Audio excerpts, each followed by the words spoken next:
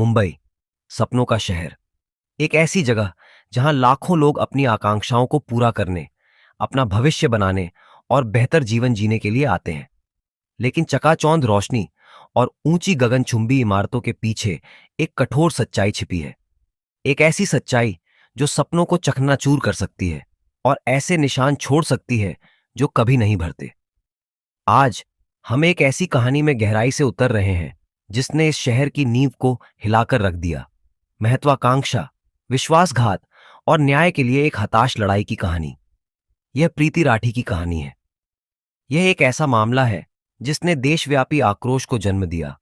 महिलाओं की सुरक्षा, हमारी कानूनी प्रणाली की प्रभावशीलता और न्याय की लंबी सड़क के बारे में महत्वपूर्ण सवाल उठाए। हमारे साथ जुड़े क्योंकि हम प्रीति राठी मामले की जटिलताओं को उजागर करते हैं। एक ऐसा मामला जो लाखों लोगों के दिलों में गूंजता रहता है। नमस्कार दोस्तों, मैं हूं धनुष राजपूत। आपका स्वागत है हिडन ट्रुथ चैनल पर, जहां हम आपको हर बार एक नई और दिलचस्प अपराध कथा सुनाते हैं। अगर आपने अभी तक चैनल को सब्सक्राइब नहीं किया है तो सब्सक्राइब कर लो। चलिए जानते हैं कि क्या हुआ था प्रीति राठी केस में। इससे पहले कि वह अन्याय का प्रतीक बने, प्रीति राठी एक जीवंत, बुद्धिमान और महत्वाकांक्षी युवती थीं। वह उस तरह की इंसान थीं जो अपनी मुस्कान से कमरे को रोशन कर देती थीं और अपनी अटूट दृढ़ता से दूसरों को प्रेरित करती थीं।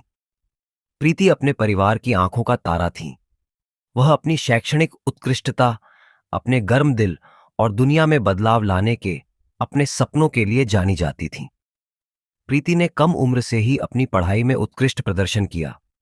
उन्होंने विज्ञान में विशेष योग्यता दिखाई, अपनी परीक्षाओं में शीर्ष अंक प्राप्त किए और अपने शिक्षकों से प्रशंसा प्राप्त की। लेकिन प्रीति सिर्फ किताबों तक ही सीमित नहीं थी। वह वाद विवाद, खेल और सांस्कृतिक कार्यक्रमों में भाग लेकर पाठ्येतर गतिविधियों में भी सक्रिय रूप से शामिल थीं। वह एक सर्वांगीण व्यक्तित्व थीं जिन्होंने जीवन को पूरी तरह से अपनाया। शिक्षा के प्रति उनके जुनून और दूसरों की सेवा करने की इच्छा ने उन्हें नर्सिंग में करियर बनाने के लिए प्रेरित किया। उन्होंने नर्सिंग को एक नेक पेशे के रूप में देखा, जो जरूरतमंद लोगों के जीवन में वास्तविक बदलाव लाने का एक मौका था। प्रीति ने मुंबई के देश के सबसे प्रतिष्ठित नर्सिंग कॉलेजों में से एक में प्रवेश प्राप्त किया। यह उनके लिए एक सपने के सच होने जैसा था, उनके जीवन भर की महत्वाकांक्षा को साकार करने की ओर एक कदम। दिल्ली में अपने परिवार और दोस्तों को छोड़कर प्रीति ने अपने जीवन में एक नया अध्याय शुरू किया, जो आगे आने वाली चुनौतियों का सामना करने के लिए तैयार थीं। उन्हें थोड़ा ही पता था कि उनके सपने जल्द ही हिंसा की एक मूर्खतापूर्ण कार्रवाई से चकनाचूर हो जाएंगे। 2 मई 2013 को प्रीति उत्साह और प्रत्याशा से भरी हुई मुंबई के बांद्रा टर्मिनस रेलवे स्टेशन पर पहुंची। वह आखिरकार यहां थी, अपनी नर्सिंग कार्यक्रम शुरू करने के लिए तैयार थी। उनके पिता और उनकी चाची दिल्ली से उनके साथ यात्रा पर आए थे। वे यह सुनिश्चित करना चाहते थे कि वह सुरक्षित रूप से बस जाएं और उनके पास वह सब कुछ हो जिसकी उन्हें जरूरत है। जैसे ही वे स्टेशन की अराजकता और हलचल के बीच ट्रेन से उतरे, भीड़ में से एक आकृति उभरी। एक आकृति जो साए में छिपी हुई थी, हिंसा की एक भयानक कार्रवाई को अंजाम देने की प्रतीक्षा कर रही थी। बिना किसी चेतावनी के हमलावर आगे बढ़ा और प्रीति के चेहरे पर एसिड फेंक दिया। संक्षारक तरल ने उसकी त्वचा को जला दिया, तुरंत उसे अंधा कर दिया और उसे असहनीय दर्द में छोड़ दिया। हमलावर फिर मौके से भाग गया, भीड़ में गायब हो गया। प्रीति और उसके परिवार को सदमे और निराशा की स्थिति में छोड़ दिया। प्रीति और उसके परिवार की चीखें स्टेशन के शोर को चीरती हुई निकल गईं। यात्रियों ने मदद के लिए दौड़ लगाई, लेकिन नुकसान पहले ही हो चुका था। प्रीति को तुरंत मुंबई के बॉम्बे अस्पताल में ले जाया गया, जहां डॉक्टरों ने उसकी जान और उसकी दृष्टि बचाने के लिए लड़ाई लड़ी। हमले ने शहर और देश में सदमे की लहरें भेज दीं। इतनी क्रूर और मूर्खतापूर्ण हिंसा की कार्रवाई दिन दहाड़े एक व्यस्त सार्वजनिक स्थान पर कैसे हो सकती है? हर किसी के मन में सवाल था, कौन प्रीति को नुकसान पहुंचाना चाहेगा?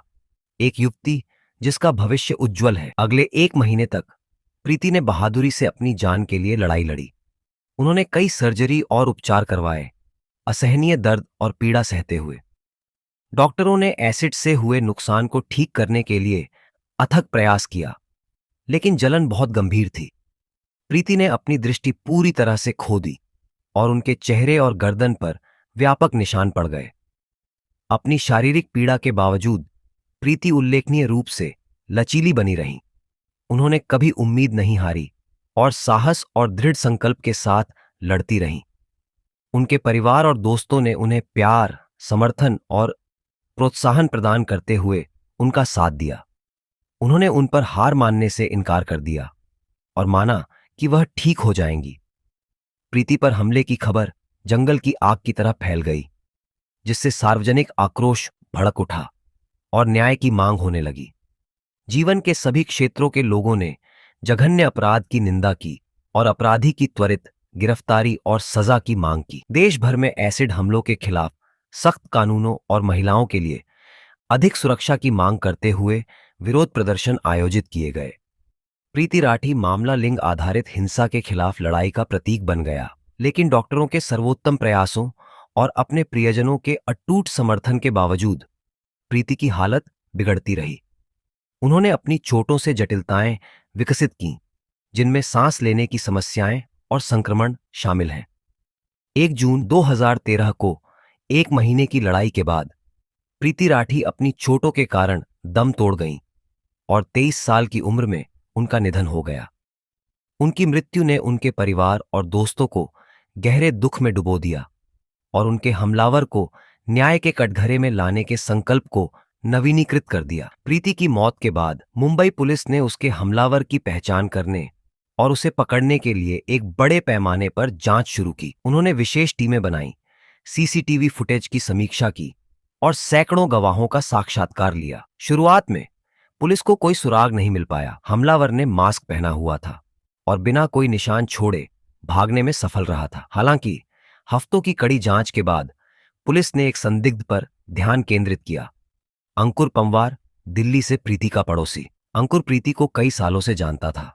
वह उससे मोहित हो गया था और उसने उससे शादी करने का प्रस्ताव रखा था, लेकिन उसने उसे अस्वीकार कर दिया था। पुलिस के अनुसार अंकुर ईर्ष्या और आक्रोश से भर गया था जब प्रीति ने मुंबई के नर्सिंग कॉलेज में प्रवेश प्राप्त किया था। उसे लगा कि उसने उसे पीछे छोड़ दिया है और वह पीछे छूट गया है। पुलिस ने आरोप लगाया कि अंकुर हमले के दिन मुंबई गया था और बांद्रा टर्मिनस पर प्रीति का इंतजार कर रहा था।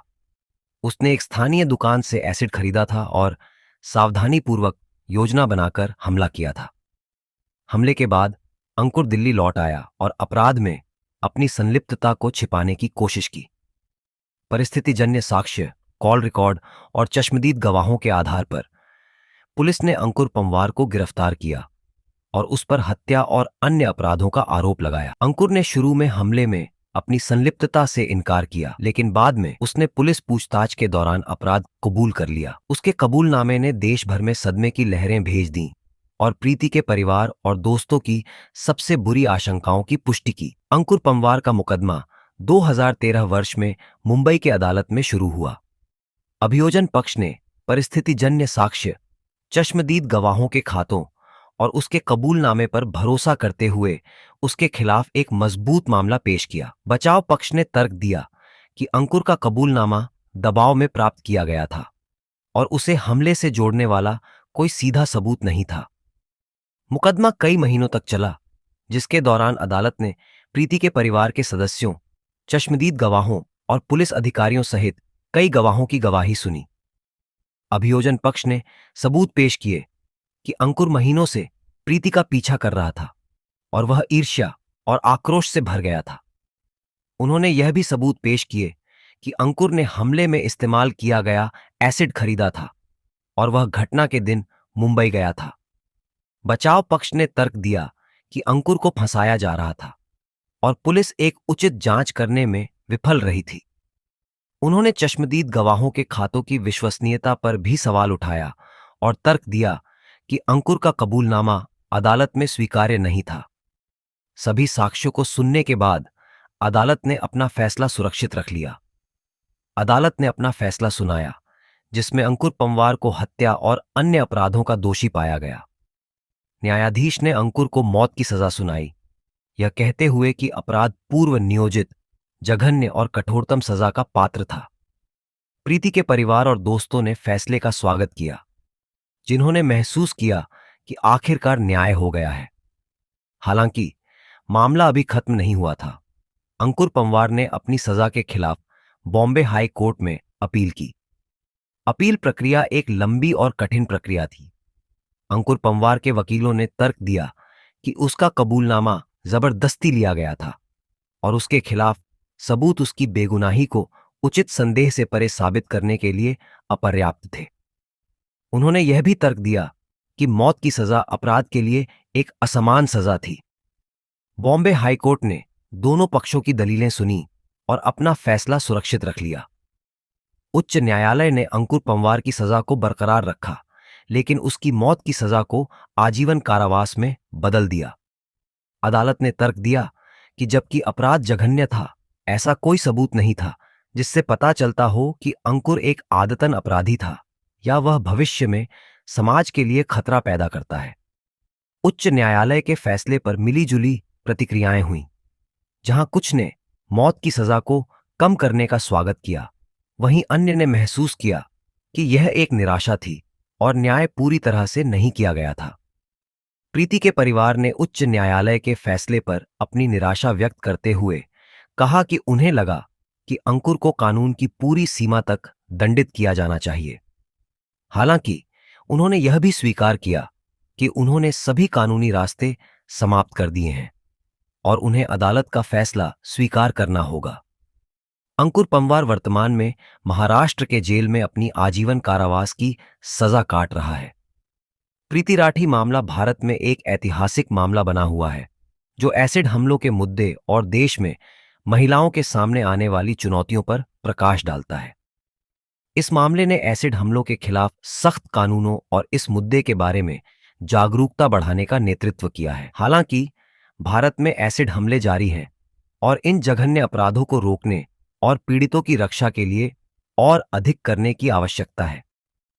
प्रीति राठी मामला एक दुखद याद दिलाता है कि भारत और दुनिया भर में महिलाएं हिंसा और भेदभाव का सामना करती हैं। यह हम सभी के लिए लिंग आधारित हिंसा के खिलाफ खड़े होने और एक ऐसे समाज का निर्माण करने के लिए कार्रवाई का आह्वान है जहां महिलाएं सुरक्षित, सम्मानित और सशक्त हों। प्रीति राठी की विरासत कार्यकर्ताओं, संगठनों और व्यक्तियों के प्रयासों में जीवित है, जो एसिड हमलों को रोकने और पीड़ितों का समर्थन करते हैं। अगर आपको ऐसे ही ट्रू क्राइम डॉक्यूमेंट्री देखना पसंद है, तो आप हमारे हिडन ट्रुथ चैनल को सब्सक्राइब कर लीजिए।